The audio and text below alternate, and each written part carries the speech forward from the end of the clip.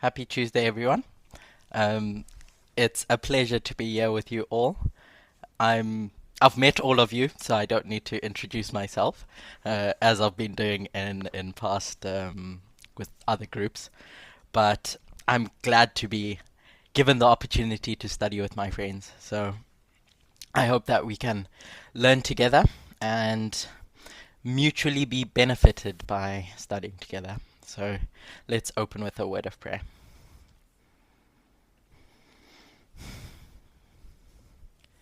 Dear God, I invite the Holy Spirit to be with us.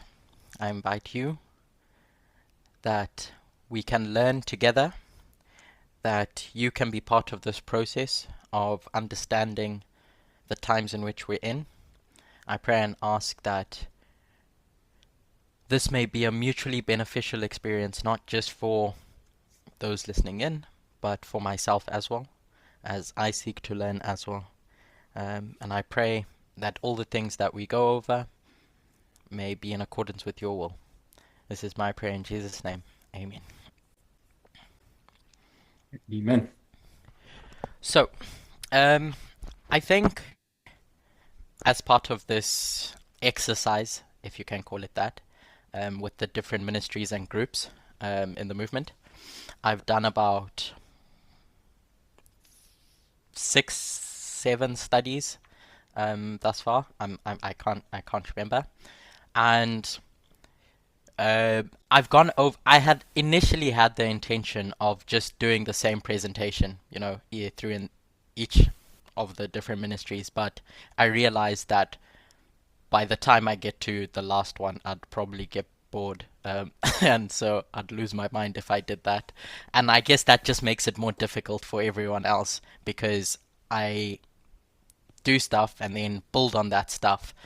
So today's study, unfortunately, is going to be built on stuff that I've gone over before. However, I'll try and go over different concepts, and if you'd like a bit more deeper dive into something that I might have said, I can point you in that direction. But again, a difference with previous studies that I've done is that they've been more of presentations and with Q&As at the end.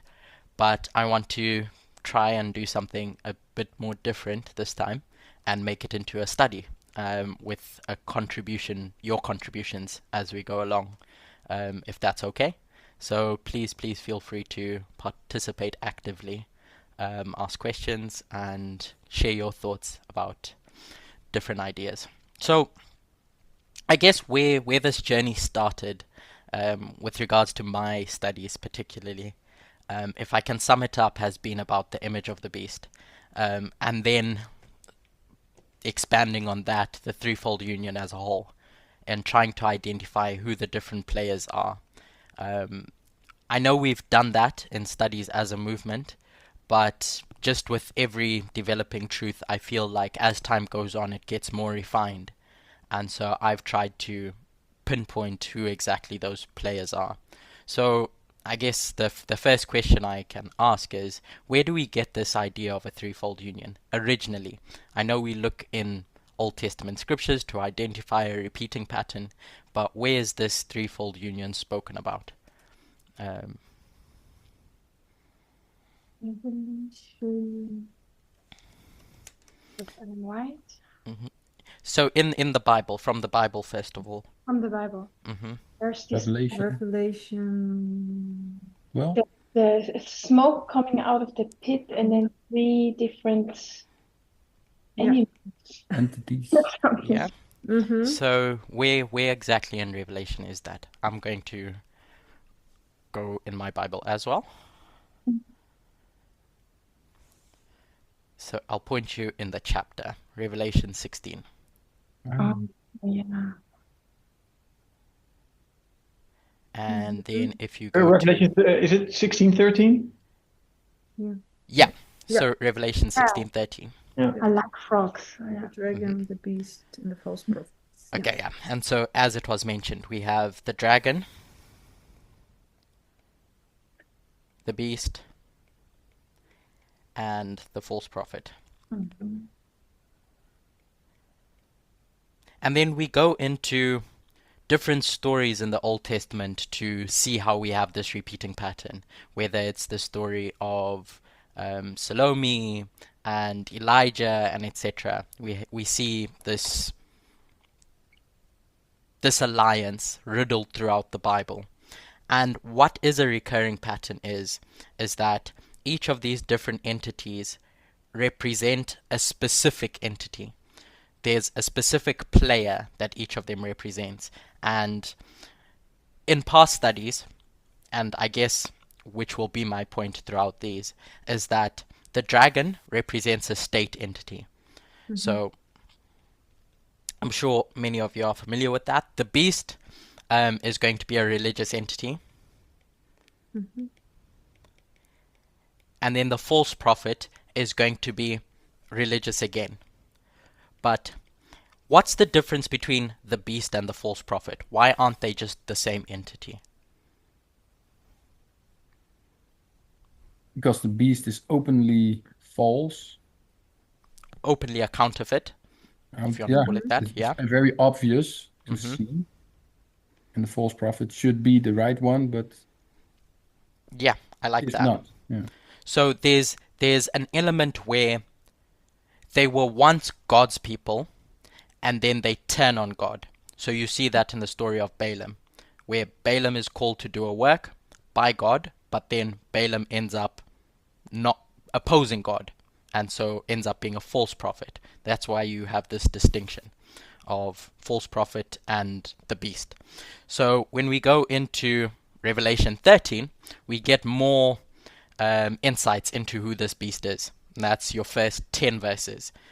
And so from that, we get the beast as the papacy. And I think that consistently, Ellen White refers to the beast as the papacy. And as you track that story in Revelation 13, the first 10 verses, then the next, you're going to learn about an image of the beast that's created and the whole work that's going to happen at the end of the world.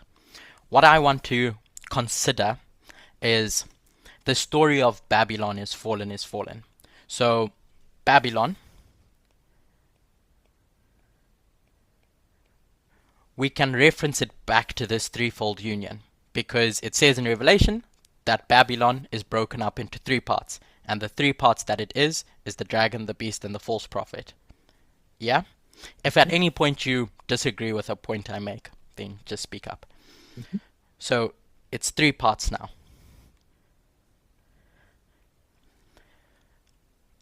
Is there a reason why John refers to Babylon as broken up into these specific three parts and not just bad people? What point is John trying to make when he refers to Babylon as broken up into three parts?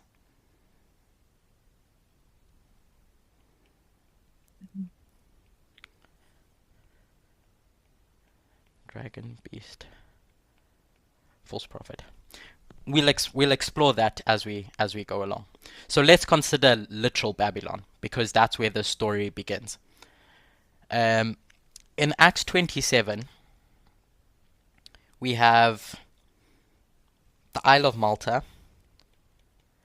Paul is going to be on that ship with the sailors and the prisoners, and they're meant to be going in a specific direction. They take a wrong course. Paul warns them of that, and eventually they get to a point where Paul has a vision. An angel tells him that shipwreck is coming. That's at midnight. And then Paul has to navigate that ship and advise the captains. And Paul's advice to save everyone is to just go full steam ahead into the land, to crash that ship. So crashing that ship was necessary for saving. And we see this story replicated in ancient Babylon, where we have the Israelites go into captivity. So why do those Israelites go into captivity in the first place? Why did God need to bring Babylon to take them into captivity? What was the purpose of that? You save them. To save them. Often it can be interpreted as God being punitive, but in fact it was for their own sake, to save them from themselves, a redemptive story. So while in captivity, for those years that they stayed in captivity, the 70 years, they weren't meant to become like the Babylonians.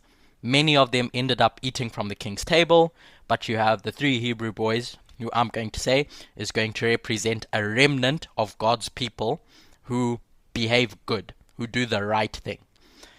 And in that history of the Israelites' captivity, you have Nebuchadnezzar and the story of the image, and there Nebuchadnezzar is going to represent 2 things. Nebuchadnezzar is going to represent the church, as in a religious entity that receives worship, and he's going to represent the state. So that church-state union is in one entity, and that's Nebuchadnezzar. And you see that throughout pagan Rome. And then when you get to papal Rome, there's this separation. I think Elder Tess had pointed out the counterfeit and how it parallels the true. Until Israel was church and state combined, then you get this separation, etc. In Isaiah's prophecies and a large part of Jeremiah's prophecies, he's going to talk about the Israelites and why they're in captivity, what they can do to get out of captivity. And so that's the judgments on God's people. But in the same breath, Jeremiah is going to point to the judgments on the captor. So if that ship was meant to crash, and God brought Babylon as a tool in their hand, why do they get judged? What was the purpose for them getting judged if God is using them as a tool themselves? I'll point you in the direction. Daniel 4. What's the story of Daniel 4? The Nebuchadnezzar going crazy. Yeah, essentially. Let's go there because there's interesting wording that I want to pick up. So from verse 10, 11, 12, 10, 11, and 12. I'll read it. I'm going to read it in a different version, not King James Version. So now Nebuchadnezzar is having his dream, his second dream, and he's at his palace. He's lying in his bed, and he has visions. And so he calls all the wise men to come and interpret the visions. And Daniel comes, and the visions that he has is that from verse 11, the tree grew. Oh, from verse 10. These are the visions I saw while I was lying in my bed. I looked, and there in front of me was a tree standing in the middle of the earth. The tree was very tall. The tree grew large and strong. The top of the tree touched the sky. It could be seen from everywhere on the earth. The leaves of the tree were beautiful. It had good fruit on it, and on the tree was plenty of food for everyone. The wild animals found shelter under the tree, and the birds lived in its branches. Every animal ate from the tree, etc., etc. And Daniel's going to explain that this was the purpose of Babylon. So Babylon was meant to be a protector. It was meant to do God's work while the Israelites were in captivity. So they were on the right side of the issue. They were supposed to be on the right side of the issue. And then Jeremiah is going to point out that they didn't do this work. That's why Nebuchadnezzar goes crazy. And they end up going into captivity. So Babylon was supposed to stand at a certain point. And then you get to Jeremiah 51, and Jeremiah is going to say Babylon is fallen. So that's where we get the original reference for Babylon is fallen. And Isaiah will say it as Babylon is fallen, is fallen. And that's what John just repeats. To fall, you need to be standing in the first place. So Babylon standing, and then Babylon falls. That's literal Babylon. Now let's go to spiritual Babylon and the papacy. And that's again in Revelation 13. You have a separation of church and state. And there's 2 specific dates that I want to point out. 533 and 538. From memory, what do we mark as taking place in 533? The Justinian decree. Yeah. And what was Justinian's decree?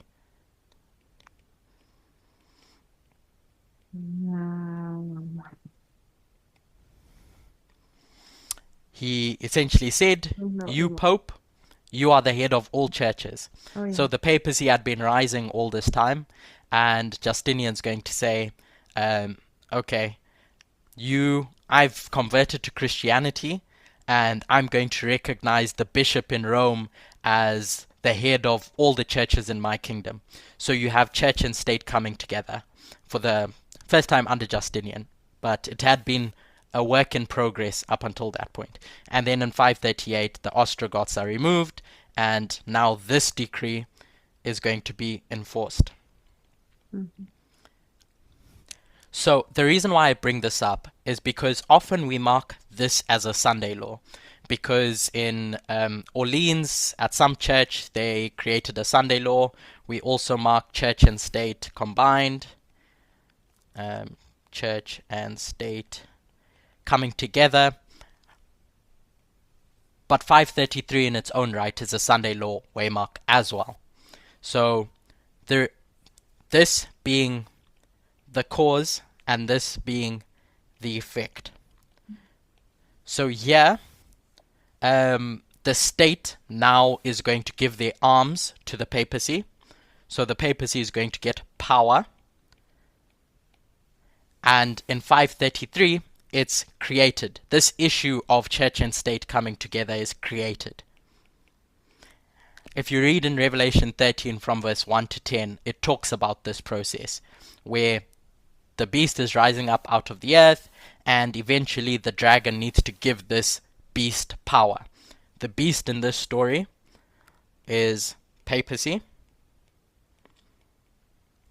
and the dragon in this story is pagan Rome.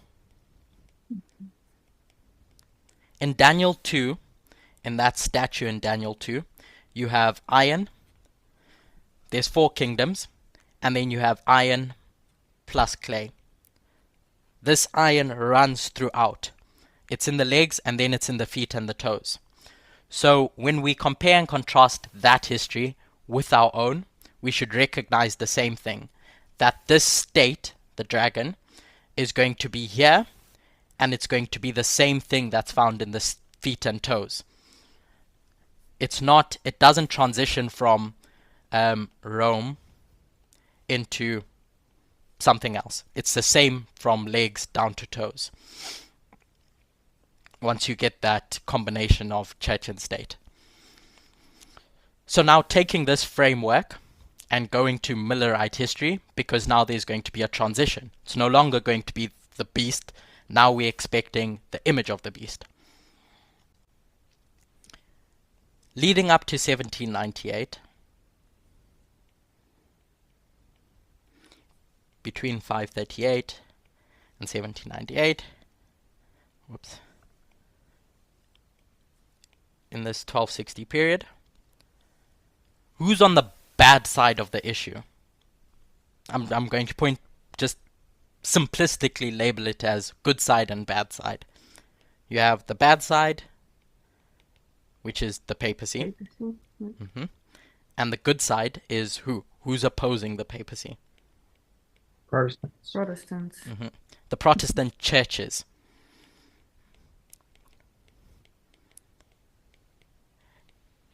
So they're doing God's work in opposing the papacy. So America opens its shores to absorb this flood of persecution that's going on. Just like what Babylon's original purpose was in literal Babylon. They were meant to stand up and protect God's people while they being reformed, if you want to call it that.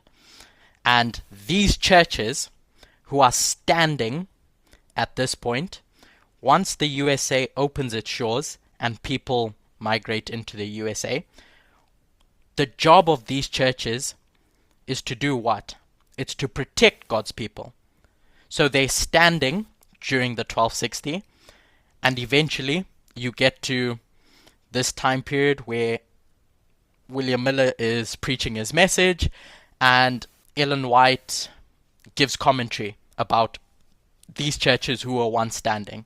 And so I'll read a snippet from GC 382, paragraph 3. She's talking about Babylon as being the mother of harlots, just reading it as she said, as she says it. But her daughters must be symbolized by churches that cling to her doctrines and traditions, etc., etc.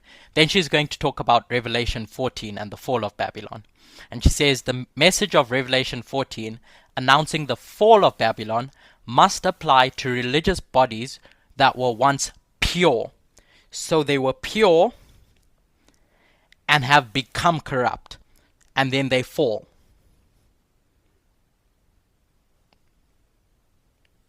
My stick figure looks nice. And so they're pure and then they corrupt. They're standing and then they fall, etc. And then she gives commentary rebuking the Protestant churches. For in other places she'll rebuke them for compromising with regards to slavery, stating that they endorse slavery, and so because they endorse slavery, they're now fallen and are part of Babylon. In commenting about the Civil War, now giving commentary about the North and the South, I'm going to read from 1T264.1. I'm going over all of this so that we get it fixed in our minds who the problem is and what the problem is. In previous studies, there was a bit of back and forth as to who's to blame at the end of the world, or who causes the issues at the end of the world. So all this will tie together at the end. But in 1T264.1, in commenting about slavery and the Civil War, Ellen White points out that God is punishing this nation for the high crime of slavery. God has the destiny of the nation in their hands. God will punish the South for the sin of slavery. So the South, the sin of slavery that's the blood on their hands. And then she's going to call out the North as well. And the North for so long suffering its overreaching and overbearing influence. So basically the North for compromising. Not because they create the slavery issue, but because they don't do enough to stop it, essentially. So who's to blame for the testing issue in this history? It's the South, because they create it. The reason why the North is getting judged is because they didn't do enough to fight something that was already created by the South. And then you can go on and explore the North and the South's role in all of that. Transitioning now to our history. So we have our 1260 from 1863 to 1989. That's our 126. And now I want to go to Revelation 13 verse 11 again, because that's where we're going to get insights for our test. So in Revelation 13 verse 11, I spoke about how with Rome and the papacy, it was the legs of iron, and then they were found in the feet and the toes. So when we get to Revelation 13, we see the same issue presented, or the same dynamic. John, in commenting about the USA, because we know this is commentary about the USA, says that he sees a beast coming out of the earth. This beast has two horns, two lamb-like horns. And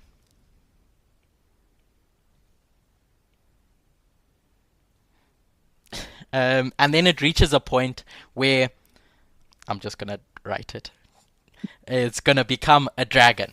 So this entity is the same entity in phase 1. And then you're going to get to phase 2, and it is going to transition into the dragon. So if you were to compare and contrast this with Daniel 2, it would be iron, and then here still iron, but now iron plus clay. And the key point that I'm making here is that it's iron throughout, and the iron that you see throughout is the same entity. So we know that phase 1 is USA, so phase 2 is USA. The compare and contrast would be Rome and Rome, pagan Rome and pagan Rome. And then you're going to get to John's going to give commentary about how the dragon does all this persecution, etc., etc. But I want to go down to verse 14.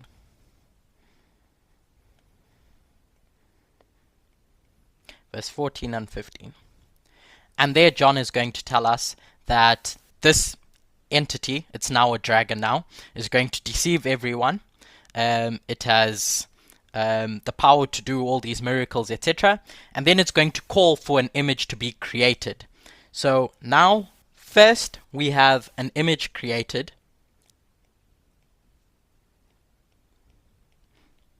Like we did in 533. We have the image created. And then the next step, because this image can't do anything as just a creation, in verse 15 it says, now this dragon is going to give power to this image. Power given to this created image. So the question is, who creates this image? And what is it? And when? Who, what, and when? This is all in the context of the Sunday law, recalling the relationship between 533 and 538. So in Elder Tess's Vespers studies, I won't go over it in detail, Elder Tess is going to make the point that we're living in a culture war. We're living in a time period where there's no church-state union. There's, if you want to call it, a culture-state union. And that's not to say that the Protestant churches aren't in part of this. It's making the point that culture is the pervading issue. It's the pervading sin, if you want to call it that. And that's the thing that's going to drive the Sunday law. It's going to come from a culture war. Prior to our time of the end, 1989, and prior to every time of the end, you have this 10-year period. And we can see the Afghan Civil War, USSR America Civil War, as a proxy war that Adventist churches were meant to see and were meant to recognize that 1989 is coming. But there's another history that we tie to that. What's that other history? This 10 years. So not the USSR. The Say? moral majority. And what were their aims? Why were they active here? What did they want? Was this their where they tried to win the Catholics in the abortion question? Amongst other things, but Okay. I'm looking for the broader strategy. So Get America conservative again. yeah, essentially. Implement God again in the state. So you have Jerry Falwell, and they see that America's becoming irreligious, and they want America to go back to God. But there's specific issues that they care deeply about, and so they're going to look for someone to do their work. And eventually they find Ronald Reagan, the Republican Party more broadly. So the Republican Party is now going to do the work of bringing us to the Sunday law, because of this 10-year setup, if you want to call it that. And so the Republican Party becomes the conduit for their fight. And so when we talk about abortion, in America, is it a culture issue or is it a church issue? One could argue that it's both, because culture and religion are two sides of the same coin. But who's driving the fight? And we'll explore that in a bit more detail. One of our primary modes of understanding truth is compare and contrast.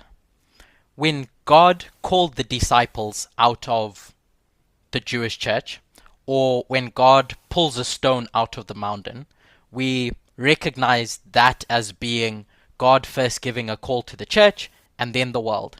So God is going to go church and then world. And from the church, God is going to call out their own church so that this church can evangelize the world. So Satan is going to do the exact same thing. Satan is going to first find their church or their movement to do the work, to take Satan's message to the world. Because Satan has a message. Whatever that message is, Satan has a message. And Satan needs someone to do that for them.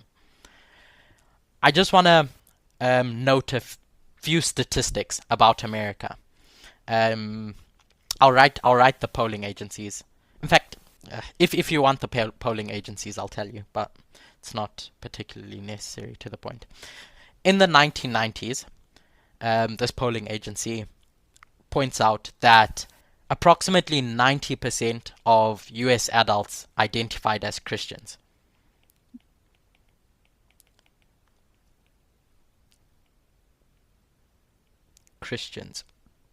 And then they do this poll every so often, but now in 2023, the most recent poll, approximately 68% are Christians, identify as Christians at least.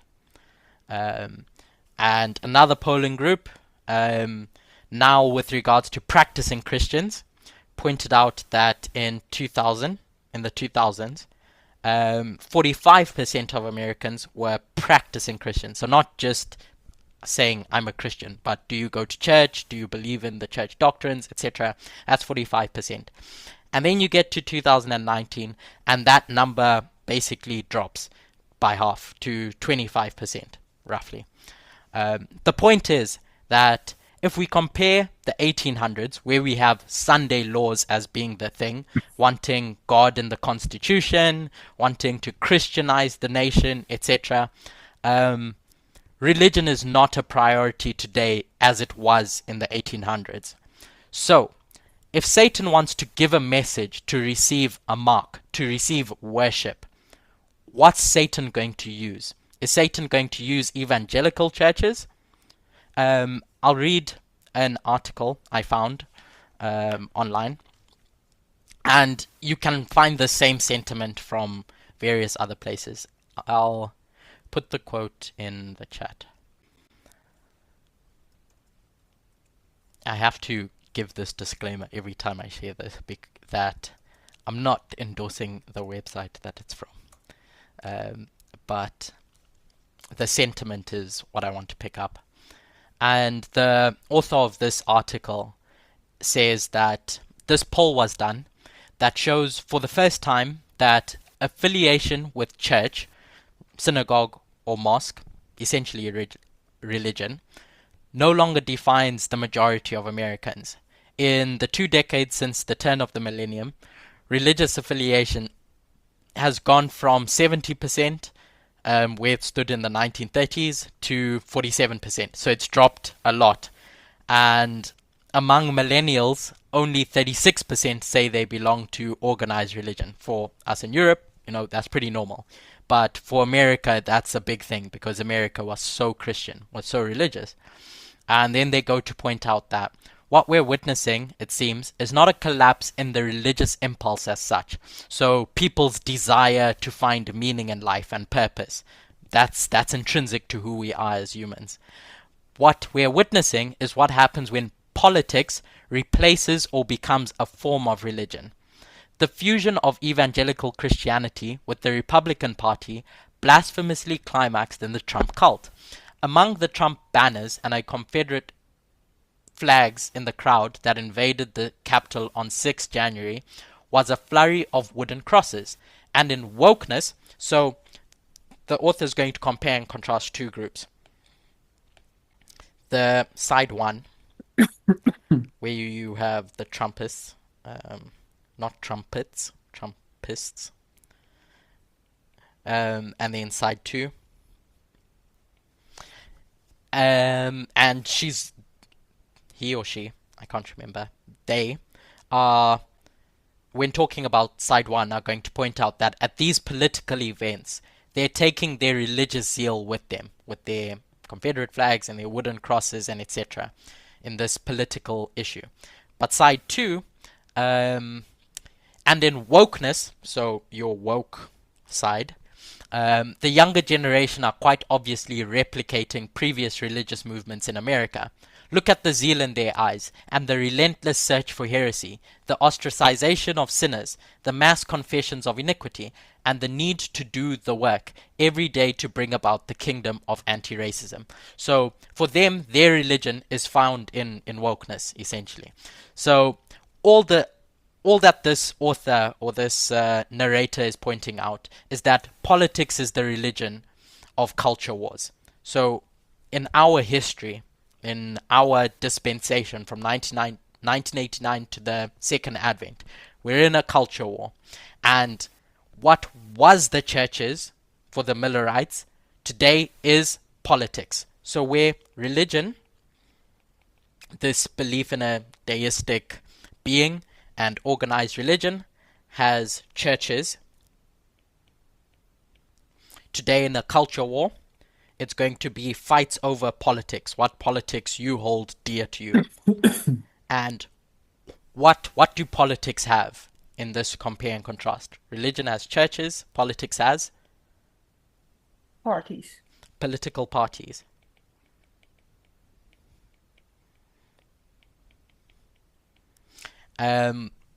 In a book I read, I think it's by the same author of a book I've shared before.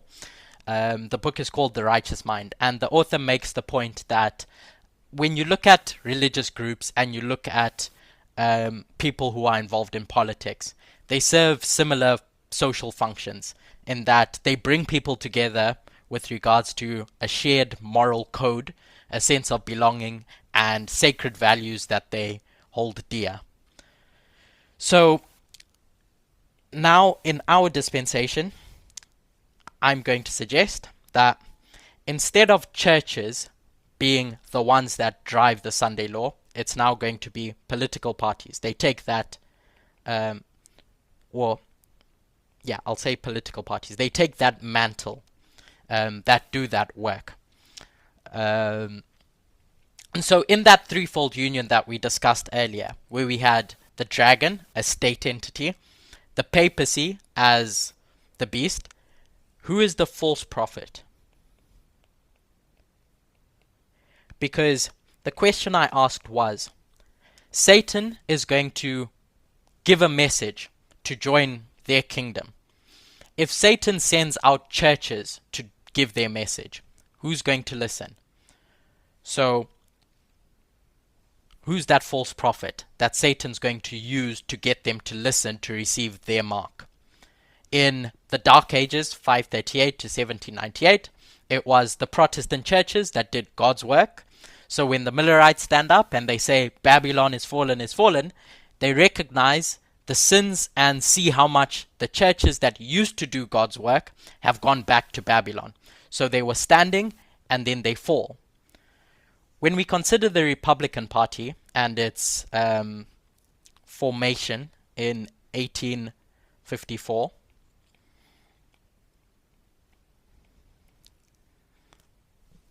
if I write that, you'll know. Okay, I'll write it in full. Republican Party formed. You get to 1863, and Abraham Lincoln, who's part of the Republican Party, is going to declare slavery illegal. And you're going to go through the decades where they support abolishing slavery, granting citizenship to former enslaved people, giving, this is a story about slavery, giving black men the right to vote, and as you go on, and the various rights that come, the various rights afforded to women, it was the Republican Party that drove that agenda initially. And so they are doing God's work in our time period, in our dark ages. They are standing because that's what God wants them to do. They're fighting for the social issues that God cares about.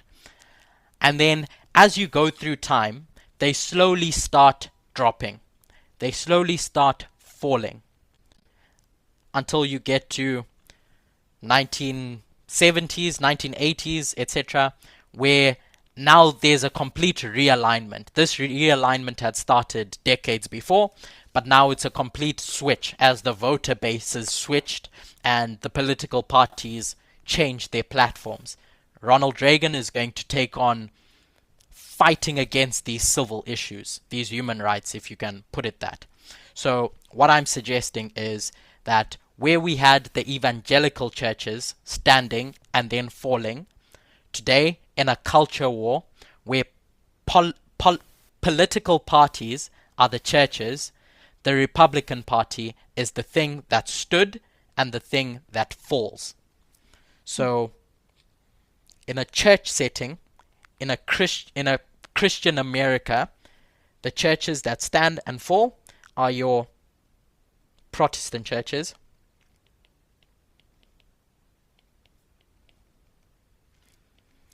But in politics, in a culture war, it's your Republican Party that does that, as they bring you to the Sunday law. Does that make sense? Mm-hmm. Mm-hmm. The steps that we went through. Yeah. When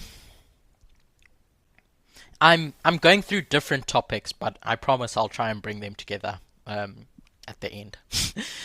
And if I don't, then call me out. But when we do time setting, so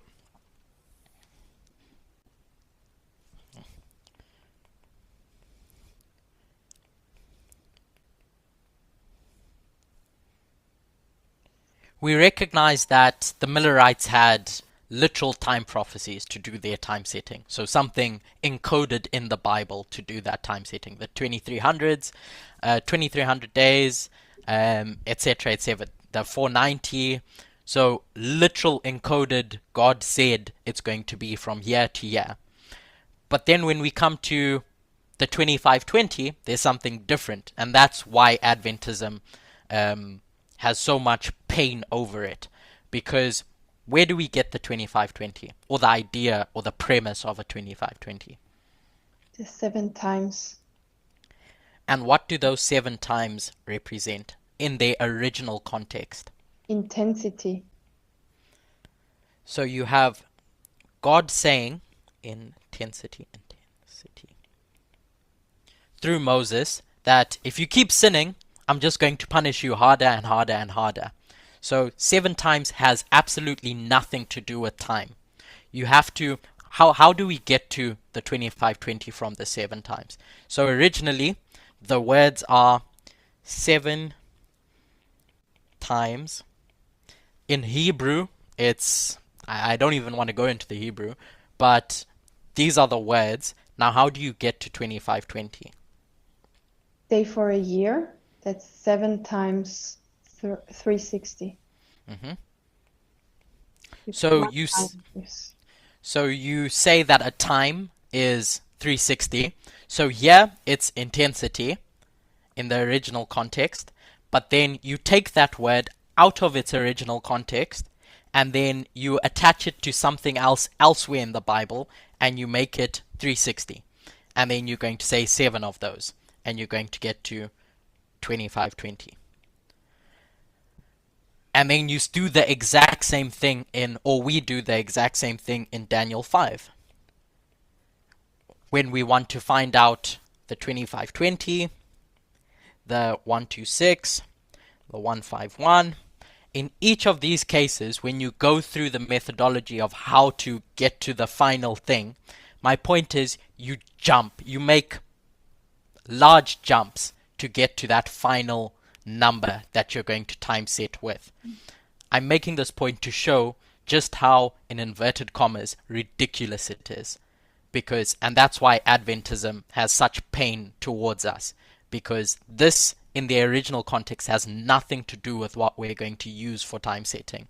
There's jumps that we have to do to get to that point. And obviously I say ridiculous facetiously because that's methodology. It's taking something, making it into a symbol, and then using that symbol for whatever it is you want to do. And you have to be grounded in different rules on how you do it, etc., etc. You just can't start plucking things out of the air. But that's the point that I want to make from that. So, taking these ideas of Republican Party bringing the Sunday law, time setting, how we do it, it's symbolic. It's you take a symbol and you use that symbol to predict to a story. You attach it to a story. I think it was 3 weeks ago. I can't remember where it was, but I did a study on this idea of time setting and using the 126 and how that's the key that unlocks time, etc., to demonstrate that you get from 1898 to 2024 amongst a lot of other things, and I won't go into the details of why I do that and how I do that, because that's not this study. But the point of this was that you have America as a superpower, and here you have USA as a superpower. Maybe we can discuss that a bit more at the end. But what I want to get from this is just the jumps that you do to get to being able to time set. Just for those Back who to want watch, some. it was PIP Ministry where you did that. Okay, Yeah. perfect. Thank you. PIP. PIP. And I want to take us back to some old studies in the movement.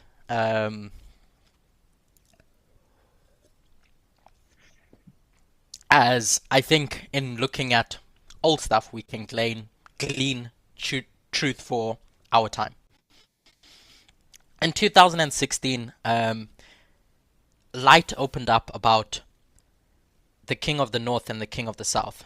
And so for anyone who remembers, where was that? What Bible story was that? Daniel 11. Yeah, Raphael Panium. Daniel 11, verse 11. So I'll paraphrase just for time's sake. How much time do I have left, Lizanne? 40. 14 minutes if you take 1.5 hours. Okay. We'll finish before that and then go through just a recap and stuff. But Daniel 11 and that story is about Raphia and Panium. So in Daniel 11 verse 11, you have the Battle of Raphia, and that took place in the year 217 BC. The King of the South wins against the King of the North. And then Panium, you have the commentary about Panium in verse 13. Verse 13, 14, 15. And that's in 200 BC. And amidst this battle of Panium in this year, Daniel is going to point out that there's someone who's going to be introduced in the scene. In verse 14, and in those times there shall many stand up against the king of the south, So lots of nations started warring against Egypt in that history. Also, the robbers of thy people shall exalt themselves to establish the vision, but they shall fall. Uriah Smith's going to give commentary about how Rome started interfering in world politics at this time. So you have Rome rising up. So you have Rome here until you get to verse 16, where Pompey is going to do a bunch of stuff. But he that cometh against him shall do according to his will, and none shall stand before him. And it's this part that I want to point out. And he shall stand in the glorious land, which by his hand shall be consumed. So Pompey is going to march into the glorious land, into Judea, in 63 BC. And we understood this to be the Sunday law. We lined up verse 16 with the Sunday law. So 63 BC, if you remember that. Uriah Smith points that out, that Pompey is going to do all this, Rome's going to do all this. It did not, however, acquire jurisdiction over Judea by actual conquest till BC 63. So I looked into this history because someone had asked me a question about something unrelated, but something else piqued my interest. So I want to read you something from Wikipedia, and Wikipedia is just the first source that I found, but as you read more into it, it opens up, the interest around it opens up. But we mark Julius Caesar at the Sunday law because he's a dictator, and we say dictators, Sunday law, or close of probation, etc. But in 63 BC, Julius Caesar's political career kicked off. So here's the Sunday law. Pompey is going to march into Judea, and I'll read what was going on with Julius Caesar in 63 BC. In 63 BC, Caesar stood for the praetorship. So there's going to be 2 elections in this year. One is praetor,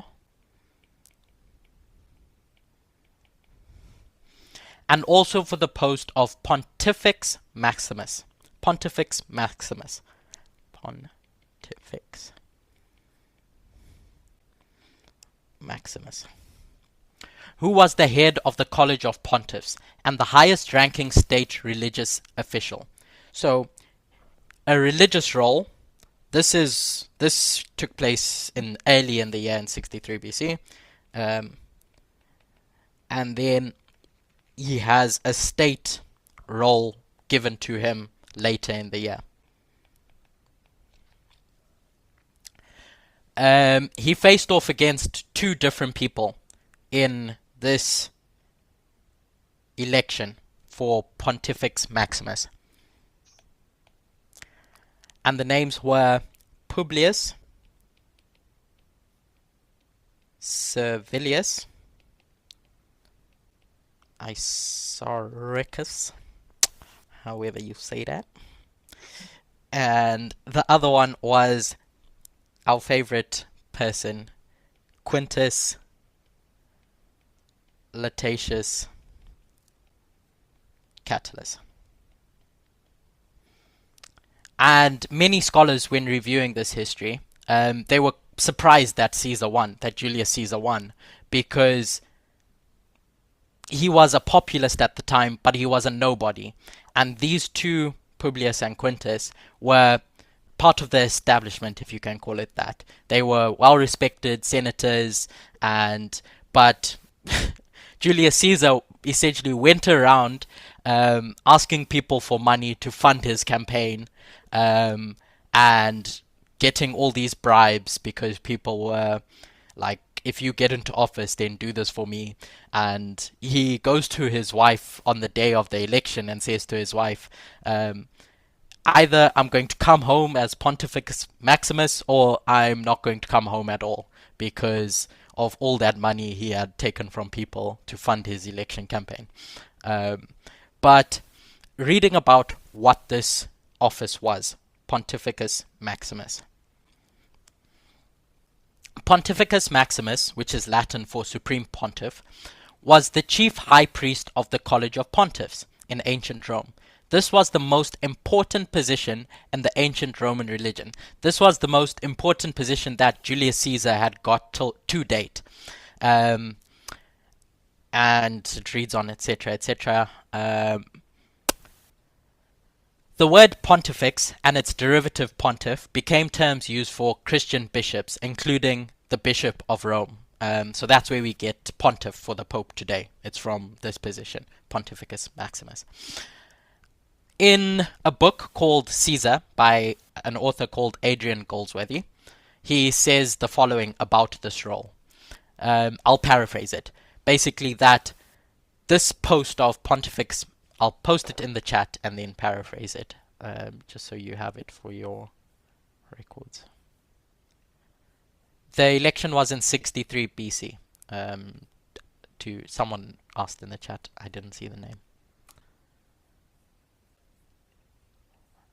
And Adrian Goldsworthy is basically going to point out that before it used to be an election, and then some corrupt people changed it and then made it by appointment. So that person was just appointed. But in this year, prior to this election, it was turned back into a popular election. So now there's going to be a vote for who's going to be the head of the churches, essentially. And the other quote was just how important this role was. So the three people that were involved here. We have Julius Caesar, obviously.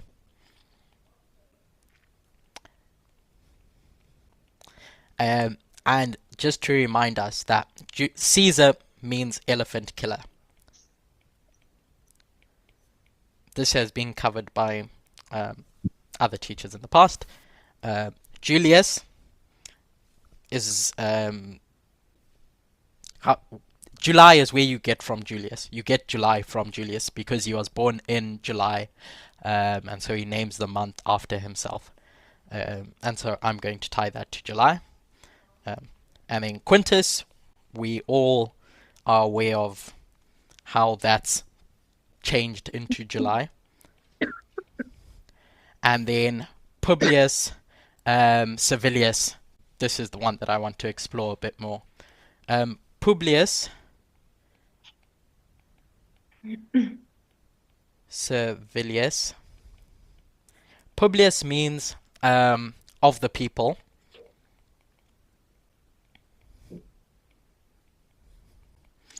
And Servilius, in its literal meaning, means servant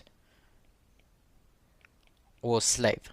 However, at the time, service, this bit, service meant slave in Latin, later Latin. But for the Romans, it just meant someone who served in duty or was loyal. It didn't necessarily mean slave. So it was a servant of the people. That's what this name represents. Servant of the people. So what I want to tie to this waymark of 63 BC is a vote, because it was an election, the name Julius Caesar, as the elephant killer, the name Quintus, and Publius Servilius. Now, there is a bit of controversy about whether Quintus Fabius Maximus Gurges can go at the Sunday Law waymark in 272, because historians are going to say that that transaction actually took place in 273, so Quintus can't go there. But in a separate story, there's another Quintus that can. So the question can be asked, can you even use names to time set? Can you take a name, look at its meaning, and attach it to other things to bring about time setting? And I demonstrated how the 2520 and the 126 come about through similar circumstances. that you take it out of its original context, you look at the meaning of what this word means, and then you use that to time set. Whether you're going to use it to time set to July or whatever it is not necessarily what I'm trying to get at. It's, can you do it with a name or not? And that's the point that I was trying to make with the time setting, is that, in my opinion, this is completely valid methodology of taking a name, turning it into a symbol, and then using that symbol to identify a time in history. So this, I'm going to line this up with the Sunday law, and I'm just going to say, without proving it, I'm just going to say 2024. If you recall back at where we started, there were two events that I mentioned that the Sunday law is composed of. You're going to have something that's the cause. It was 533. And then you're going to have something that's the effect. So for Julius Caesar, it was pontiff, being made pontiff, and then praetor. Let me bring this down. We didn't discuss the election on the praetorship because I couldn't find much detail about him winning that election. All that online sources say is that he won the election in 63 BC and then took office in 62 BC. It doesn't give much detail about who he fought against in the election, etc. But so religious and then civil. I won't go into what the praetor was, but it was a civil role essentially. And I discussed how the Republican Party is the church in our culture war.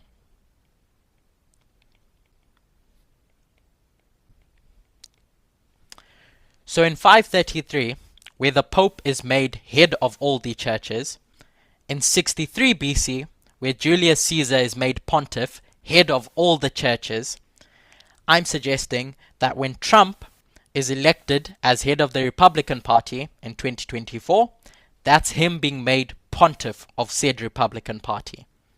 And that took place in July. And when he does that, the old GOP that you could have said was standing at one point is fallen. Because as Caesar means, elephant killer, so Caesar, the symbol being elephant, Republican Party being that symbol, that's dead now. And that's the fallen in our context. And then you fast forward 5 months later to December 17, and the Electoral College is going to vote to give power to this image that was created. So you have an image created, and the dragon, which is a state entity, is going to give life / power to what was created before. So now this pontiff is now going to have power while in office. You might ask the question, okay, why not November 5? Because that's when people voted. But the reason why I pick December 17 is because this is an institution created in the Constitution. Whereas in November, that's citizens voting. And what they're voting for is representatives, essentially, to go and vote on their behalf in December. The story of Acts 27 at Malta is a story about institutions. It's not a story about individuals. And I went through in a fair amount of detail, in my opinion, last week about this story of the Mark of the Beast and what that Mark of the Beast, where we can place that Mark of the Beast. That story about the Mark of the Beast is a story about how institutions are going to get people to receive a mark of the beast. And that takes place at the loud cry to the close of probation. And so this MOB is not there at the Sunday law. The issue arrives there from these institutions, but its enforcement takes place at the loud cry and at the close of probation, because that's where the seal of God is placed. In Daniel 12:1, where Michael stands up, everyone's character is sealed, if you want to put it simply. I think as is being taught now, which I can see I need to think about it a bit more, that this is a process, but if we take it at a simple level, this is where it is finished. Not here, here. And it's the institutions that do this work. The Sunday law story is not a story about individuals. That's all to say why I place December 17 and not an election in November 5. So that was jumping all over the place, but I hope I threaded that together well enough. So just to summarize where we started, thinking about the threefold union broken up into three separate parts: dragon, beast, false prophet. Two religious, one state. I have suggested in the past, and I'm suggesting now, that this state entity is the USA, because it's the same as the lamb-like beast. It just changes how it behaves. The beast as the papacy, and the false prophet in a culture war as the Republican Party. Now, if you ask yourself, or if you ask me, does that mean that the churches are not involved in this story? I'm not denying that. I'm just looking at this in a specific context, telling a specific story. There's a different story that you can tell about the churches. But one thing I will ask about the churches is, if our line, and you take it as one line from 1989 to the Second Advent, in this story, were the churches standing prior to 1989? They weren't. They had already fallen long time ago. They were opposed to God throughout that 1 to 6 years. And so when you get to 2001, it's fallen. But when you get to Sunday law, it's fallen is fallen. And so I'm making the case that those churches had fallen a long time ago. There's no need to tell us that they've fallen now. And so we went from that to discuss this idea of church and state together, how the papacy had this cause and effect, needed to become the papacy in charge. We spoke about this idea of first being pure and standing and then falling. The churches, the Protestant churches, in my opinion, were not pure in the 1 to 6. And then the moral majority and this idea of Satan needing a church or a vehicle to give their message to the world. And the churches were never going to be able to do that job in the 21st century, given how irreligious America has become.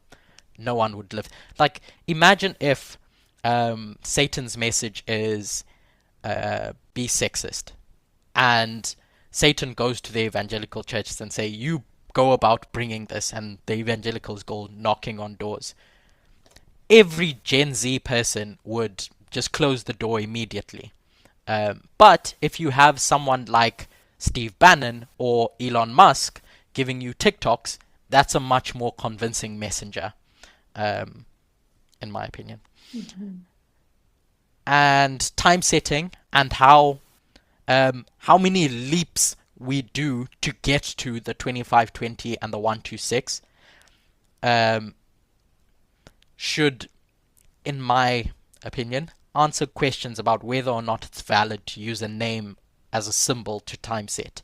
I'm not asking you whether you agree with July or not. It's the validity of doing it. That's what I'm more concerned about. And then discuss 63 BC and this election for Pontificus Maximus. It's a religious role, and Trump fulfills this role as Julius Caesar in being made the head of Satan's church, which is what happens in the RNC. So, Curtis, yeah. you are placing now Publius, Sergius, and Quintus also at the Sunday law. You are taking only the symbols from their name, as I now understood, but they were the opposant. They were opposing Julius Caesar, and I haven't thought about what it means with regards to you have Julius Caesar on one side and the other. I was haven't thought thinking about that. Like, can you see Julius Caesar on one side and represented the by other? Trump, and then the others, his opponents? Or... So one thing that I did pick up is that Publius and Quintus were the establishment. So they were pretty much already working in government. And then you have this popular stand-up, which is Trump, Julius Caesar, and the establishment loses. So I'm suggesting that what we can see from that story is that the purge of the Republican Party is complete, because the establishment don't have the chance against this populace that's rising. Thank you. So yeah, does anyone have any questions on any of those specific things? I have a question. This line that you drew here with the loud cry and the close of probation, with the institution going to people. First, you had drawn the story of the ship that shipwrecked at Malta, right? That's what you built up. I think you erased it, and then you wrote Sunday law, loud cry, close and probation. Could you just go over it again? I didn't catch the connection from the shipwrecking, and then how you build it on top of that to get. So this ship that shipwrecks is the Sixth Kingdom. That's the USA. Tess will draw it like you have the Sixth Kingdom falling, and then the Seventh Kingdom rising. No. Seventh Kingdom rising. And essentially what the job of this Sixth Kingdom was to do what God asked Nebuchadnezzar to do, to be a protector of God's people. But then the Sixth Kingdom doesn't do that. They end up going off course, and now they end up being a problem for God's people. And so this institution now gets shipwrecked because they don't do the work of protecting God's people. And what I was trying to point out is that this is a story of institutions. So when this institution falls, this institution's going to, I'm just going to draw a crown, is going to be risen, and it's going to do a work. And the work that this institution, number 7, is going to do is going to affect people in this history. So post the Sunday Law Waymark, in giving a message to say, worship the image of the beast, receive the mark of the beast, etc. But the thing that this Waymark is about, this Sunday Law Waymark is about, as bringing to a close, is a story of this Sixth Kingdom. The reason why I was elaborating this point over and over and over again is because when we look at the various elections that take place in this year, what do those elections represent, or what's the purpose of those elections prophetically? I'm suggesting that it's not an election about receiving the mark of the beast, about where you're going to stand on the right or the wrong side. It's a story about the institutions and their role with regards to this Waymark. Does that answer you a bit? Yeah, it does. And could you repeat the last part also, where you highlighted the loud cry and the close of probation just Hmm. once more? So it's the Yeah. mark of the beast is not given at Sunday law. You just explained that. Um, So but, you have a but message that comes at the Sunday law waymark. Mhm. So you have a message unsealed. And, woo, unsealed. Let me draw. In 2001, you have the third angel arriving, and that third angel is going to say, watch out, everyone. The image of the beast is going to tell you to worship itself, don't receive the mark of the beast. But no one's really listening. And then you get to 2021, which I don't know if it's a movement consensus, but I'm just going to say it as a matter of fact, is you have the agitation of the Sunday law. And now people are going to start paying attention that something's wrong here. Um, but it's not until the Sunday law where you have the angel of Revelation 18 come down and give power to this third angel that's running through history that no one is listening to, and then it's going to swell. And Ellen White will say it swells into a loud cry. And that loud cry is now, don't receive the mark of the beast, because look at what's in front of you. I think Aryan had said in the international camp meeting that this is where you see everything, and everything is visible, both politically and the message wise, because everything is visible politically. Now this message can be shouting at the top of its voice. See, I told you so. It's right there in front of your eyes. So now everyone has a choice to make. Are they going to follow whatever this thing is or not? And then it's that decision that gives you the mark of the beast or the seal of God.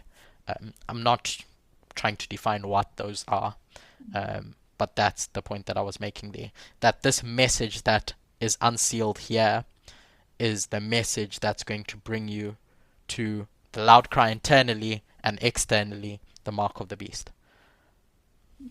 Got it.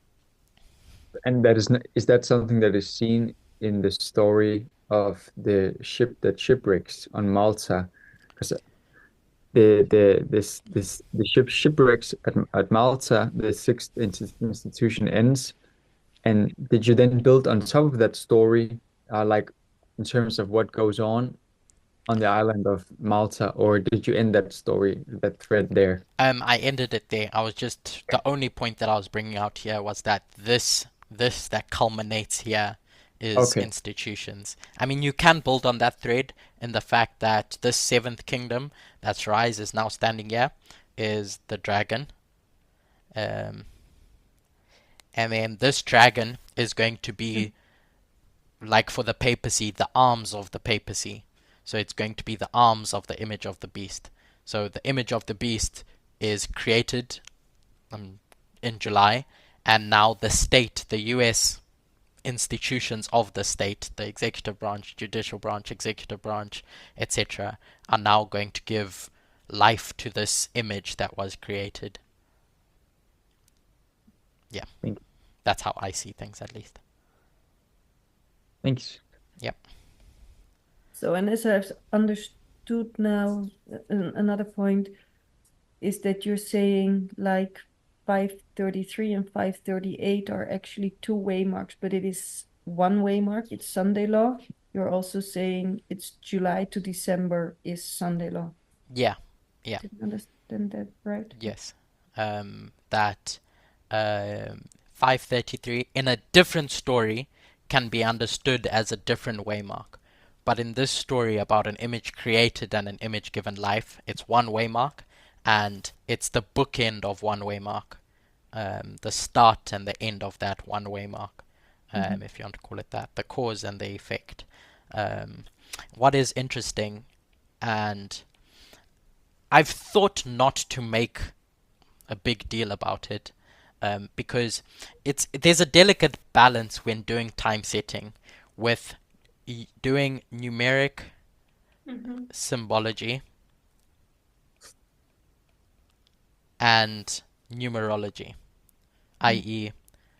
just seeing coincidences and tying them to stuff. So you have to be careful with taking a symbol and using that and just finding numbers all over the place.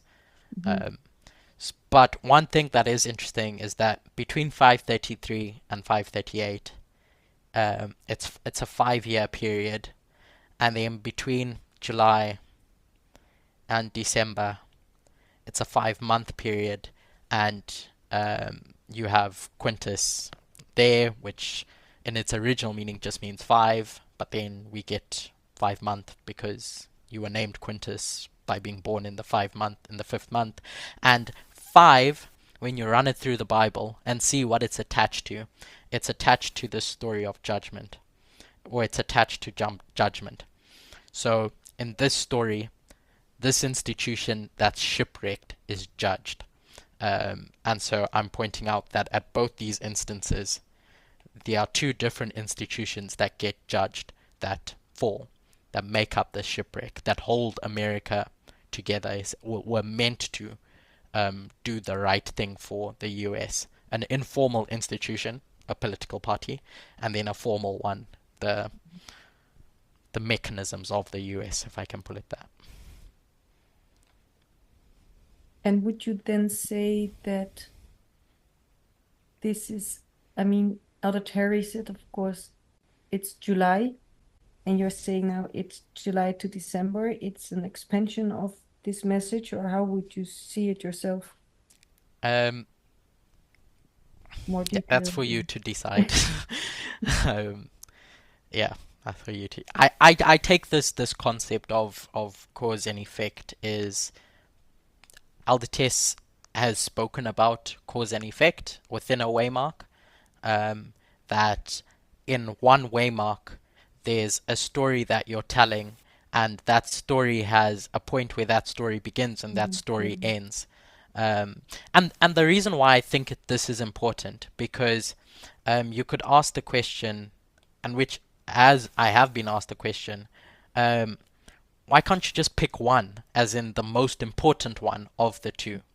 But once you do that, and you just start looking at dates as just random dates, those dates mean nothing in and of themselves. Those dates have a thread attached to them, if you want to call it that, a story attached to them. And if you just see dates at waymarks, you miss the story that's being built. So another question that can be asked is, who cares what dates you attach to the Sunday Law waymark? And the counterpoint to that will be, as soon as you detach the dates from the story that's being told, you miss what the development or the progression of this story is. So I spent I spent some time trying to point out that it's the Republican Party that create the image of the beast. That's their sin. That's their problem. Because if you don't see that, you end up getting to a point where, just like in 2016, when we had the last 4 presidents, and we were questioning who this last president is and who's going to be far richer. I don't know if you remember, it was either Trump or Clinton, and it got to a point where we were saying, well, they're both rich, or maybe not say we, people were saying, they're both rich and they both corrupt, so I guess it can be one of them. But what we've refined and what we've pointed out is that it could only ever have been Trump. So even though they're both corrupt, there's one person that does the damage. Why am I saying all this? Oh, so with regards to dates, is that if you start looking at both the Democrats and the Republicans as being they all corrupt, then you miss what the issues are, as in who's the blame for each of this issue. There's blame for the North and there's blame for the South. Let's look at the blame for the North and put it at that, but then let's look at who creates this problem. And it's the Republican Party that does this. And I tried demonstrating at the UK camp meeting that typically it's conservative parties that, in trying to get power, they end up making a deal with the devil, because generally, in inverted commas, people want to be treated nicely. And it's your more liberal parties that fight for those rights. And so they will win elections in fighting against the establishment. And so conservative parties in this losing battle turn to the devil to try and get power. And so hence why populists find it easier to rise through conservative parties. That's not saying it doesn't happen with liberal parties. But yeah, who's to blame and what the blame is for who, I think is important to establish. So when we get to July, that elephant that's killed, I'm saying is important to see that that elephant is dead, because they were standing once and now they've fallen. So Republicanism died and Trumpism Took won. over. Mhm. And in the beginning, you said something, and I don't remember the direct question, but you said, why does John say it's 3 parts somehow? Wait, Oh wait. yeah. Why does John Yeah. specifically You said, say, I'll come to that.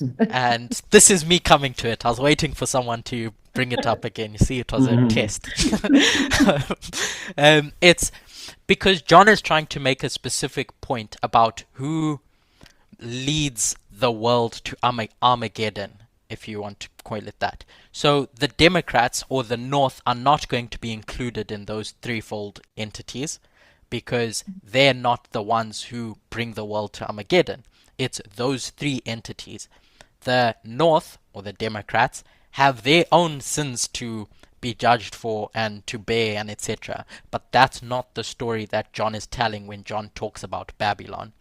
I brought that up because recently I had received the comment that Babylon is everything. It's all of the institutions that are wrong in this world.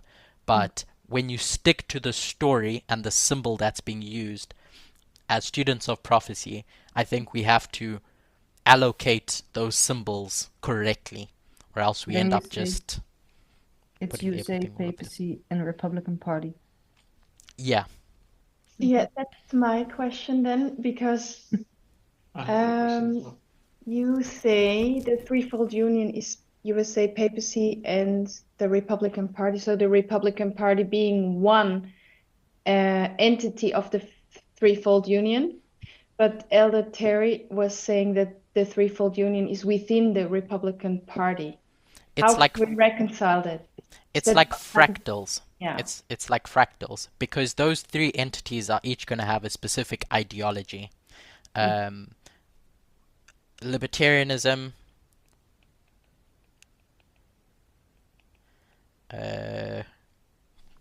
Catholicism, and what's the other one? Barstool conservatism. Yeah. And Uh, the Catholicism is integralism, right? yeah. Whatever it is. Yeah. False prophet. I'm just going to put there false prophet. I mean, she's going to tie them to specific threads within the Republican Party, etc.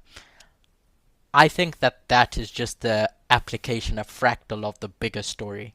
Okay. Because the dragon, which is libertarianism, as I had tried to demonstrate, is a state. It's a country. But that country is going to have an ideology attached to it. So then you're going to have, in the fractal of where the problem is, the Republican Party, you're going to have each of the different streams feeding different messages. That's what Revelation 16 is. It's messages, really. I mean, Catholicism, etc. False prophet. What is interesting about Catholicism is that when we think about the USA versus Russia and the famous proxy war that we like to talk about is Syria, there's going to be 2 different groups fighting in Syria, but this is a proxy war. So does the USA need to be on the ground in that proxy war? No. Does Russia? No. Although Russia gets involved. I'm not getting into those intricacies. But the point is that the party that these proxies are fighting for doesn't need to be there to get the victory. So when we read about the image of the beast here, and worship being given to the image of the beast because of the work that the dragon and the false prophet are going to do, does the papacy need to be there? Because that's what this image is. It's just a proxy. And the answer is no. Because it's the proxy that's getting worship to give worship to the beast. I bring that up because there's lots of questions about, okay, where's the papacy in all of this? And at least for now, in my mind, I don't see them, and I don't see them being a part of this story because of Revelation 13 and the fact that they receive their homage from the image of the beast that gives them homage. But obviously, that's one story. In a different story, you can point out that in that threefold union, there's a different message for different types of people, for Catholics, for atheists, libertarians, for Protestants, etc. So there's that story that you can tell as well. Yeah. So. You're the question. No, that was actually the papacy. Because you have all the way at the top of your notes, you had those three groups. And I was wondering, because you said state, religious, and then you say it's USA state, and then you have papacy, Republican Party. So you still have, you say we're not in a religious time anymore, but you still mark papacy there. So it's like papacy, Republican Party. Yeah, I say, when I say religious, I substitute it with politics. They two in the same thing. That's the point that I was trying to make. And then this religious here that you have here, I answered it at the end, that this is just done through proxy. Because the sins of the papacy, if you trace them, they're political issues. When you want to talk about slavery, when you want to talk about the point that Aldepamino was making about 1888, that Sunday law history, perhaps we can rethink how Ellen White and the pioneers looked at it, that it wasn't really a religious issue, it was this human rights issue. So it was politics, because that's what politics is. It's about society. And so when you come to today, again, politics. So in reality, if you want to be true to everything, it's politics, politics, politics. USA, papacy, there. The reason why we make this distinction of religious is because it's a religious organization that's driving this thing. Okay. All right.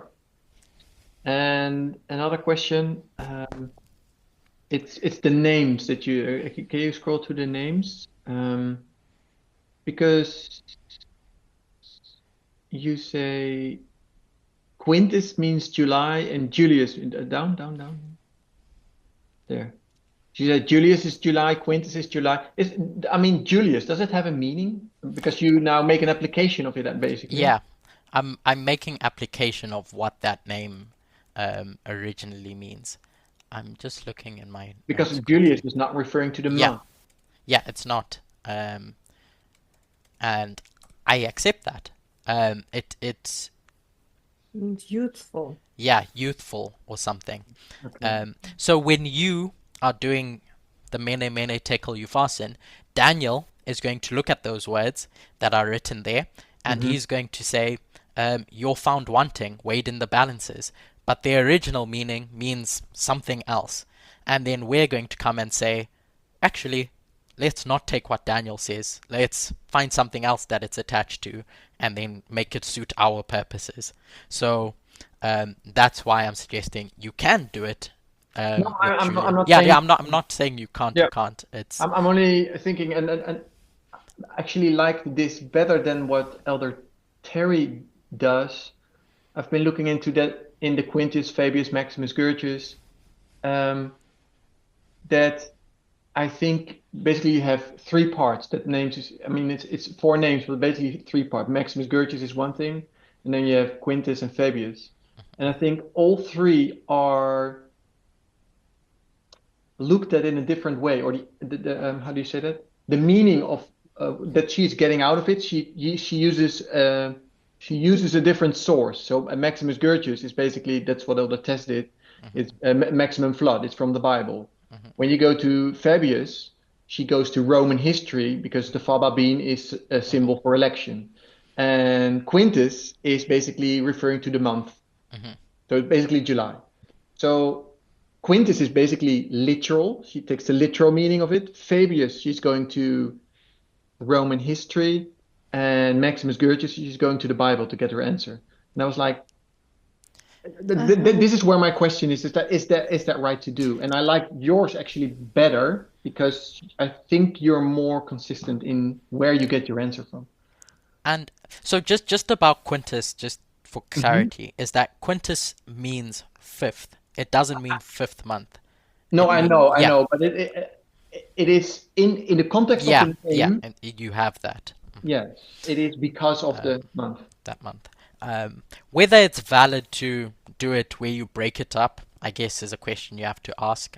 Whether you could use, like, within one specific thing, use different parts. I don't know. You'd have to answer that for yourself. But whether, if we were just to take Quintus in isolation, I think it's legitimate. If you were to take faba beans just in isolation, I think it's legitimate, etc. And the question is always, like, how do you know when to take something literally and when to tie it to something historical, etc.? That's what we would call the art of it. That it's just. No, I've been looking into it, and I'm kind of like, I don't know, but that's my big question to her approach. Still. And that's why I liked this one better. Yep. What surprised me about this story about Julius Caesar Quintus Publius is why I like it is because a model has integrity when you can go to a completely separate story and then tell the same story. And so in this story about Rome's rise in Daniel 11, and outside of the controversy about whether you can put Quintus Fabius Maximus Gorgias in a different story, you can put the same thing there. And I don't want to make it supernatural and say, yeah, God had a backup plan. But I found it neat, at least. It's nice, yeah. But so my backing to all of this isn't even this. It's not the July or it's the role that Julius Caesar won, the Pontiff Maximus, the head of churches, and it's that story about the Republican Party as being the church and the vote for being the head of that church. That's the story that I'm telling. These are just secondary. Yeah, because that's what you said in your previous study in Germany. I think you said also the same thing, that the symbol is only a bridge to the more important thing, which is the compare and contrast you want to do of two histories. Yeah. I like it's the story that and I think Elder Parminder had made the point that your strongest piece of methodology is compare and contrast. So it's this compare and contrast of your Praetor or Pontificus Maximus that I find neat. And then these are just going to help you point you in the right direction of where to look for that story.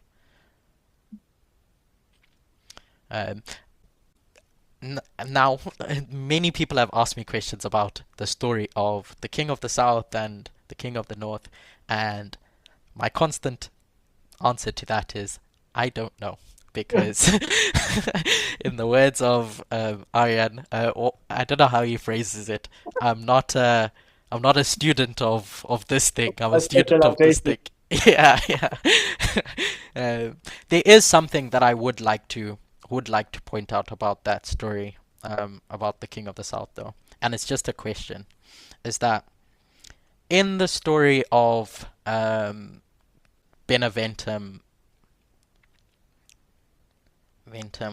and is it 272? Pyrrhus is going to leave Italy at Beneventum, and then he's going to go back home. And in 272, Aldetes is going to mark four things on her board work. She's going to mark the fact that Tarentum falls. She's going to mark the fact that Pyrrhus dies. Then she's going to put Quintus Fabius Maximus Gurgis. I won't do that one just because there's questions about it. And then she's going to point out that Pyrrhus was 46 years old. So this story, there's two stories going on here, is that Tarentum is a story about a sphere of influence that was told here. So you tie these together with regards to sphere of influence. The elephant story is, at this waymark specifically, is related to Pyrrhus dying. And so if you want to call it internal, external, this is Pyrrhus dying internal, and this is Pyrrhus's, or the King of the South's, external exploits. And then this 46, I don't know what it means, but what is neat, or what question came to my mind, is that Biden was the 46th president. Mm-hmm. And so what we do with all of that, I don't know. I'll leave that to the specialists. Right. Curtis, I had one question. Can you scroll back to this one? Yeah. Where you have the Sunday law with the bookends. Yeah. Because you put in, you start with the RMC in July. Mm-hmm. There they make their king in the RMC. They create the image. They create it, and can you also should you then also put in this same history then the 5th of November, and maybe put after December also January 6th and January 20, because these are all waymarks Trump needs to get through to get in the seat. The thing I think we need to be careful about is we can recognize a full year as being a waymark, and we do that with 2014, and we do that with 2019 as well. But in that year, there'll be various stories that you're wanting to tell. Mm-hmm. So internal, we'll say on the Western Front, internal to America and the civil war that's going on there, is, at least how I understand it, is that there's two specific dates associated with what's going on in that story. And so in this story, God wants us to see two specific things, whether that's November and December, or January 1 and January 20, 2025. I don't know, whatever dates you're going to give those, is that there's a bookend for this story. So all in between here, sure, you have November 5 in there, but this story that's being told about this internal war ends here. There's another story that you can tell where you're going to give different dates and etc. And that history is going to be encapsulated in that. It's just like with years, for instance. Mm-hmm. We know that 2021 is an important year. Or let me do this. 2014 is an important year. There were many important things that happened in 2015, but for some reason we don't put them on the line, but it was significant events in 2015. I think Trump I don't know when he announces his candidacy, in the early year. That was significant, but we don't mark that as, a key milestone. And then you get to 2016. The point is that there's key things that I think God wants us to see in the bookend. So your bookend would be 2014 and 2019. And then there's all these things that happen in between there. And then you can just zoom down, etc., etc., etc. So when we get to here, July and December, in the story that I'm telling, this is the bookend where that story starts and where that story ends. In a different story, for instance, the story of the fight between the King of the North and the King of the South, those will have two different bookends. Because ultimately you can end up with a line with just date after date after date, especially with the rate Trump is going now. Like, how are we going to have any insight into what's a waymark with the way he's behaving? Crazy. Yeah. So, but why? Can you then maybe repeat why December is the end of this story? Sure. So, in other studies, I've tried to break down who the dragon is, and I've said that libertarian. Now, the different institutions that make up the USA. An institution can be a law, an institution can be a playbook by how a country runs, etc. The Supreme Court is the easiest place to see this. Current Supreme Court, with regards to how it overturns, why it's overturning certain stuff. So Roe v. Wade, that's a pure libertarian overturning. It's not because, I don't know what Clarence Thomas's and all the other justices' views are on abortion, but that's not their primary motive for overturning Roe v. Wade. Their primary motive is this libertarian argument, i.e. give it back to the states. Let the states decide, which is a libertarian argument. So that's one place where you see it. Another place where you see it is the Electoral College. How the Electoral College came about was this argument that the founders were having with regards to how do you decide who's going to vote? Should it be a popular election, i.e. just everyone in the country votes and we decide them as a president? Or do we need like a gatekeeper? Because it's easy for populists to just get the vote from everyone and then win. And Alexander Hamilton was scared of that. So he said, let's have an electoral college where these elites will take the opinion from the people and then finally decide who's going to be president or not. So if a populace appeals to the people, we can, as elites, say, actually, no, we're not doing that.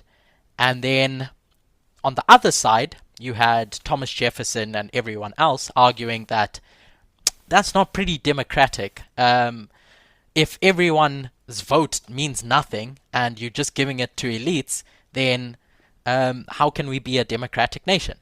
And so you have the states, because you have federal government and then you have states. Jefferson saying, let's give power to the states. So you have what are called, I can't remember the name, electors. So there's different electors that are apportioned to. Another interesting thing is that there's 538 electors in total, and they are divided between the states. Small states typically will have fewer electors because there's fewer people in there. And Thomas Jefferson's going to make the argument that that's not fair, because if the population votes and there's few people in these small states, then decisions that this president makes is going to be for the majority. So the states where there's few people are not going to be heard, essentially. And it's why this is interesting is because often we look at libertarianism in bad light. But Thomas Jefferson, a libertarian, is making this argument to fight for the rights of people. And Alexander Hamilton we look at as being in good light. But the reason why Thomas Jefferson was fighting so hard is because the USA was running away from a monarchy. He didn't want a king to be created. I'm giving all this backlog of story to say that the creation of this electoral college and how it works today is this compromise between this gatekeeper and this libertarian school of thought that power needs to be distributed to the states. So we say libertarianism is you have big government, small government, and Aldertes is going to say that the states fighting for rights and etc. is libertarian. But you can see that there's a lot of good in that. That if you just had power concentrated in the top, you end up with a king. So, coming back to your question, this institution, because it's an institution, it's an institution born out of libertarian thinking. And so, the dragon, being a state, has various institutions that are libertarian. So my tying all that together is that the Electoral College is that institution that the dragon uses to give power to this image that's created. When the people vote in November, they're just voting as people. So it's not a story about people. It's a story about institutions and the dragon giving them power. When the people vote, they're not representative of the dragon. It's the Electoral College that is. Okay, that's interesting. And they voted on December 17th, right? Yeah.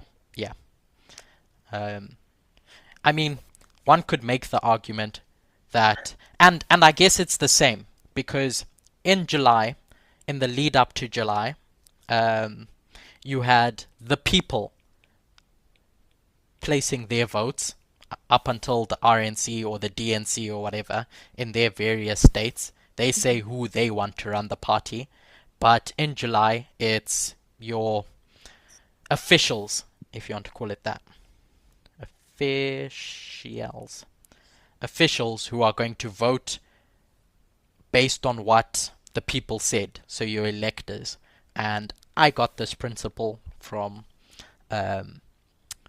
a teacher in the room, I won't call names, that when you tie bookends together, this story should be seen at the end of that story. And so in December, the people vote before. The mini version.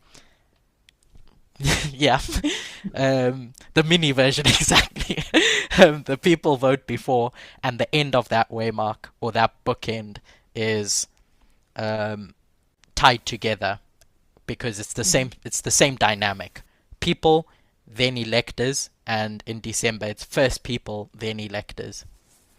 I think even July, the vote, the RNC is basically an electoral college vote. Yeah. Compared to the what was it? What are they called? The votes before? The primaries. Primaries, yes, that's Yeah. where people vote. Yeah. July, it's basically the The electoral college. Yeah. So whether you say, I'm tempted to say December 18 and not 17, because in July 18,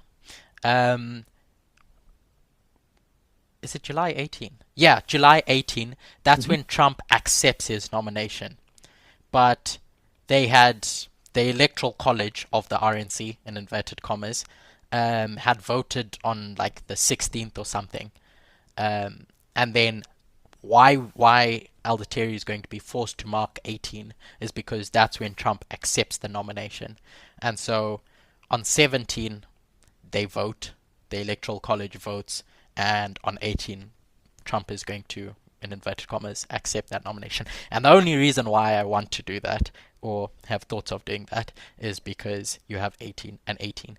And December 18 is a date we already have on our line. I can't remember which one it is. Yeah, sure. Roughly. I thought it was December 19 that we marked previously. There's that one, but there's another one with December 18. I just can't remember which one it is. Okay. So I'm not going to get into the pedantics of whether it's 17 or 18. It's more so identifying that it's the state that does this work and not the people, because it's the dragon that gives power to the image of the beast. That was Very nice. Thank you. Thank you. dragon. It needs to be an institution.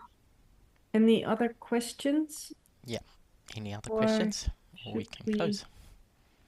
Close. No, I don't have a question. Okay. No? I will close with a word of prayer. Okay.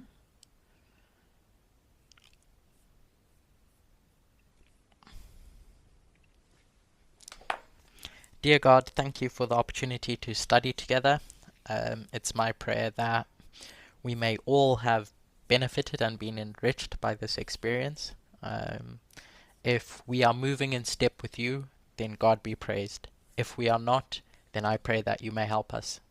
I pray and ask that as we go through the rest of our week, that we may remember you, and remember, as I keep praying to you, that we may not get lost in the external and forget about the internal, and the fact that this is a story about our reformation. And I pray that we may keep that at the forefront of our minds in all of the fun that we're having in these discussions. I pray this prayer in Jesus' name. Amen. Yeah.